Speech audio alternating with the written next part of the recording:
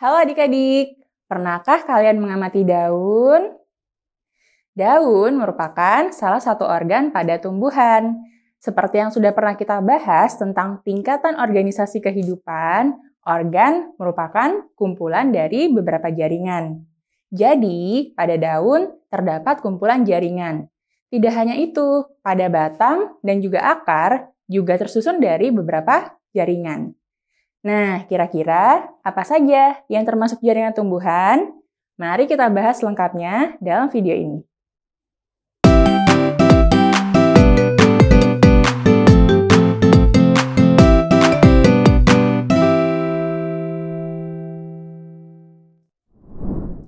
Berdasarkan dari sifat sel penyusunnya, jaringan tumbuhan bisa dibedakan menjadi jaringan meristem dan jaringan dewasa atau permanen. Jaringan meristem tersusun dari sel-sel yang aktif membelah, sedangkan jaringan dewasa tersusun dari sel-sel yang tidak membelah lagi. Jaringan meristem terletak pada ujung batang, ujung akar, dan bisa juga berdampingan dengan jaringan lain di dalam batang dan juga akar. Sedangkan jaringan dewasa bisa terletak di bagian daun, di batang, dan juga akar. Contoh dari jaringan dewasa atau permanen, yang pertama adalah jaringan epidermis.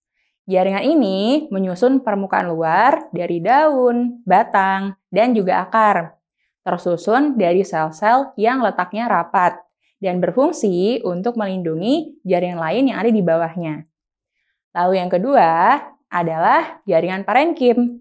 Jaringan parenkim berfungsi untuk mengisi bagian dalam dari daun, batang, dan juga akar. Dia tersusun dari sel-sel yang ukurannya besar dan letaknya renggang.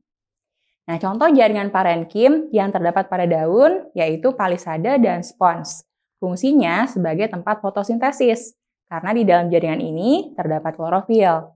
Dan contoh jaringan parenkim pada batang dan juga akar, misalnya korteks, yang bisa berfungsi sebagai tempat pengangkutan di luar pembuluh dan juga bisa sebagai tempat menyimpan cadangan makanan. Contoh jaringan dewasa yang ketiga yaitu kolenkim dan sklerenkim. Kedua jaringan ini berfungsi untuk menguatkan dan menyokong organ-organ tumbuhan. Kolenkim tersusun dari sel-sel hidup dan bersifat lentur. Biasanya, kolenkim menguatkan organ-organ yang masih muda. Sedangkan sklerenkim tersusun dari sel-sel mati yang sifatnya kaku dan biasanya berfungsi untuk menguatkan organ-organ tumbuhan yang sudah tua. Lalu yang keempat adalah xilem dan floem. Kedua jaringan ini berfungsi sebagai pengangkut. Nah, jaringan xilem berfungsi untuk mengangkut air dan garam mineral, sedangkan jaringan floem berfungsi untuk mengangkut zat makanan hasil fotosintesis. Adik-adik, mari kita bahas susunan jaringan-jaringan yang tadi kita pelajari dalam daun, batang, dan juga akar.